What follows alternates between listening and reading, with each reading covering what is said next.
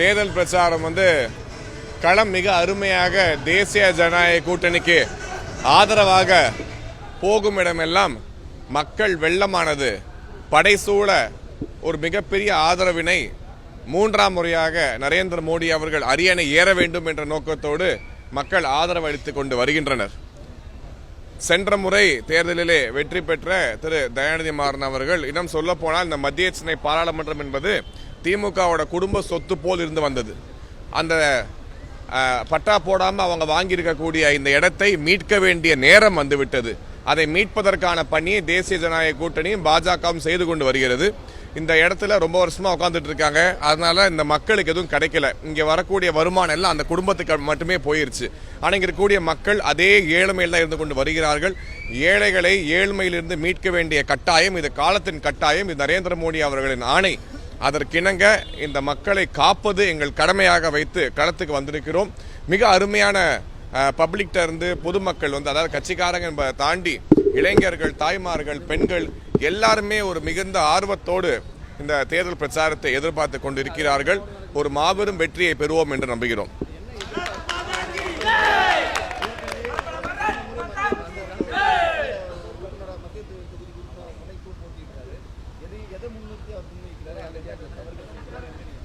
அவர் என்ன தவறு செய்திருக்காருன்னு சொல்லி அவர் ஒவ்வொரு ஏரியாவுக்கு போகும்பொழுது அவருக்கு வர எதிர்ப்பே நம்மளுக்கு தெளிவாக காட்டி கொண்டிருக்கிறது. எந்த இடத்துக்கு போனாலும் இன்னைக்கு திரு தயாநிதி மாறன் அவர்களை மக்கள் கேள்வி கேட்குறாங்க, எதுக்குறாங்க. உடனே இவங்க காசு கொடுக்குறேன், பணம் கொடுக்குறேன், அவங்கள மறுபடியும் போய் சொல்லி ஏமாத்தான் பார்க்குறாங்க தவிர எப்போதுமே நாங்கள் வளர்ச்சி கொடுப்போம்னு சொல்கிறது கிடையாது. உங்களை இந்த குடிசை பகுதியில் மாற்றி நல்ல அடுக்குமாடி வீடுகளுக்கு கொண்டு போவோம்னு சொல்கிறது கிடையாது. உங்கள் பிள்ளைகளை நல்லா படிக்க வைப்போம்னு சொல்கிறது கிடையாது. உங்கள் குழந்தைகள் விளையாட்டு வீரராக வருவாங்கன்னு சொல்கிறது கிடையாது. உங்கள் வாழ்வாதாரம் மாறும்னு சொல்கிறது கிடையாது. எதுக்கு எடுத்தாலும் இலவசம் இலவசம் இலவசம்னு கொடுத்துட்டு அதுக்கப்புறம் அவங்க எம்பிக்கள் எம்எல்ஏக்கெல்லாம் ஏறி என்ன பேசுகிறாங்க, என்னம்மா எல்லாரும் பழன்னு வந்திருக்கீங்க, ஃபேர் அண்ட் லவ்லியா அப்படின்னு கேட்டு ஏளனப்படுத்துவது தான் இன்னைக்கு திமுக அமைச்சர்கள், எம்எல்ஏக்கள், எம்பிக்களோட வேலையாக இருந்து கொண்டு வருகிறது. அவமரியாதை, அதாவது ஒரு சுயமரியாதை இல்லாத ஒரு வாழ்க்கையை தமிழர்களுக்கு ஏற்படுத்த வேண்டும் என்பது இந்த குடும்பங்களோட எண்ணமாக இருந்து கொண்டு வருகிறது. இந்த குடும்பங்கள் மட்டும்தான் பெருத்துட்டே போறாங்க, பெருச்சாலி மாதிரி ஆயிட்டாங்க. பொதுமக்கள் இன்னும் சுண்டலி மாதிரி கஷ்டத்திலே தான் இருக்காங்க. இந்த மக்களை காக்க வேண்டியது கடமை. எம்பியா இருந்து அவர் என்ன பண்ணியிருக்காருங்கிற கேள்வியை ஊடகங்கள் அவரை கேளுங்க. எத்தனை முறை பாராளுமன்றத்தில் மத்திய சென்னை மக்களுக்காக பேசி எதெல்லாம் நீங்க சாதிச்சிருக்கீங்க, என்ன நிறைவேற்றிருக்கீங்க, எவ்வளவு ஃபண்டை கொண்டு மக்களுக்கு கொடுத்துருக்கீங்க, என்னெல்லாம் திட்டங்கள் எடுத்து வந்திருக்கீங்க கேள்வியை கேளுங்க. ஒரு கேள்விக்கும் பதில் இல்லாத காரணத்தால் தான் மக்கள் துரத்துறாங்க, உள்ளே விட மாட்டேங்கிறாங்க அவரை.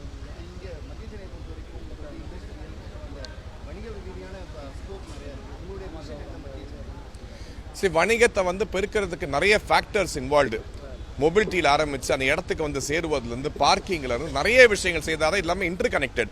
இதெல்லாம் சிந்தித்து செயல்படுவதற்கு மக்கள் மீது கொஞ்சம் கவனமும் அக்கறையும் இருக்க வேண்டும். வெறுமான நான் ஒரு குடும்பத்தில் பிறந்ததுனால அந்த லக்ஸுரியை யூஸ் பண்ணி ஒரு இன்னார் குடும்பத்தில் பிறந்தேன் என்பதற்காக எம்பியான ஒருவரினால் அதை புரிந்து கொள்ள வாய்ப்பு கிடையாது. நீங்கள் களத்துக்கு பார்க்கும்பொழுது தான் என்ன கஷ்டம்னு தெரியும்.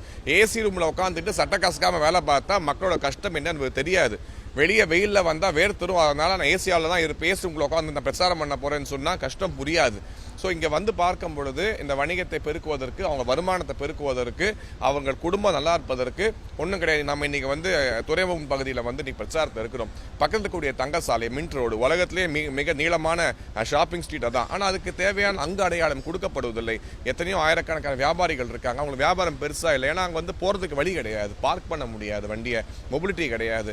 நிறைய விஷயங்கள் சிந்திக்க வேண்டும். இதே மாதிரி பிரச்சனைகள் தொகுதி முழுவதும் இருக்கின்றன. ட்ரிப்ளிகேட் மீன் மார்க்கெட்டில் ஆரம்பித்து மின் ஸ்ட்ரீட்டில் இருக்க கடை வியாபாரிகளுக்கு எல்லாருமே அவதிப்பட்டு கொண்டிருக்கிறார்கள். இந்த பிரச்சனையை சரி செய்ய வேண்டும். சுகாதாரம் ஒரு மிகப்பெரிய பிரச்சனை. சுகாதாரம் இல்லாத ஒரு சூழ்நிலை. நேற்று நாங்கள் போன புளியந்தோப்பு பகுதி ஆகட்டும், ஆடுதொட்டி ஆகட்டும், இல்லை இங்கே இருக்கக்கூடிய சவுகார்பேட்டை ஆகட்டும், இல்லை வால்டாக்ஸ் ரோட் ஆகட்டும், எல்லா இடத்துலையுமே மக்கள் சுகாதாரம் என்பதே இல்லாமல் கிளீன் இந்தியா என்கின்ற ஸ்வச் பாரத் என்பதை இந்தியா முழுக்க பண்றாங்க. இந்தோர் போன்ற நகரங்கள்லாம் மிக அழகாக வைத்திருக்கிறார்கள். ஆனால் சென்னை பார்த்தீங்கன்னா ரொம்ப கீழே இருக்கு. இந்த கிளீன்லினஸ் இண்டெக்ஸ்ல ரொம்ப கீழே இருக்கு. இதை பத்தி ஒரு எம்பியாக அவர் என்ன கவலைப்பட்டிருக்காரு, என்ன செய்திருக்கிறார், என்னத்தை கொண்டு வந்திருக்காரு? கவர்னன்ஸ் என்பது இல்லாத ஒரு சூழ்நிலை தமிழகத்தில் இருந்து கொண்டு வருகிறது.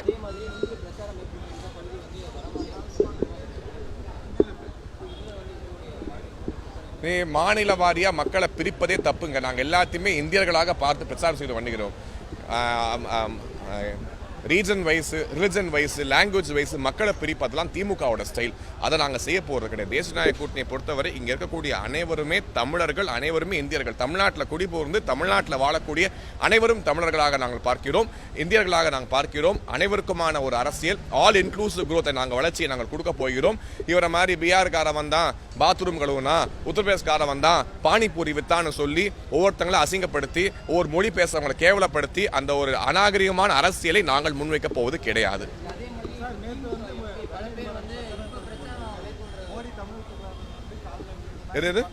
மோடி தமிழகத்துக்கு வந்து மக்கள் காலில் இருந்தனாச்சு பாஜக ஜெயிக்க வச்சிருவோன்றது தயாநிதி மாறன் வந்து அவரை பற்றி கவலைப்பட வேணும். 400 சீட்டுக்கு மேலே வெற்றி பெற்று நரேந்திர மோடி அவர்கள் மீண்டும் ஒரு முறை பிரதமராக வரப்போகிறார். சென்ற முறை எம்பியாக போன நீங்கள் என்ன பண்ணீங்க? பார்லிமெண்ட்டில் போய் என்னெல்லாம் சாதிச்சுட்டு இருந்தீங்க? எதெல்லாம் மக்களுக்காக செய்தீங்க? இதுக்கான கேள்வி உங்கள்கிட்ட இருக்கா? எம்பியோட செய்ய வேண்டிய வேலைகள் என்ன என்பதை உங்களுக்கு தெரியுமா? நான் ஏற்கனவே நாமினேஷன் செய்யும் பொழுது ஒரு ஓப்பன் டிபேட்டுக்கு அவர் அழைத்திருந்தேன். நான் மீண்டும் ஊடகம் மூலமாக அவருக்கு ஒரு ஓப்பன் சேலஞ்ச், விவாதத்துக்கு நான் வர அழைக்கிறேன். அவரை நேரடியாக விவாதம் செய்யட்டும். வேட்பாளர் நீங்க என்ன பண்ணியிருக்கீங்க, மக்களுக்கு என்ன பண்ண போறீங்க, இது வரைக்கும் உங்களால் இந்த தொகுதிக்கு ஏற்பட்ட நல்லது என்ன என்பதை விவாதிக்க நான் தயாராக இருக்கிறேன். அவருக்கு தைரியம் இருந்தால் விவாதத்துக்கு வரட்டும். அவர் சொல்லக்கூடிய இடத்திலே நான் செல்கிறேன். அவர் எங்க சொல்றாரோ அந்த இடத்திலே போய் கேள்வி கேட்டு மக்கள் மன்றத்திலே வைக்க நான் தயாராக இருக்கிறேன். அவர் வந்து அதுக்கு பதில் சொல்லட்டும். செய்திகளை உடனுக்குடனும் துல்லியமாகவும் தெரிந்து கொள்ள சப்ஸ்கிரைப் பண்ணுங்க.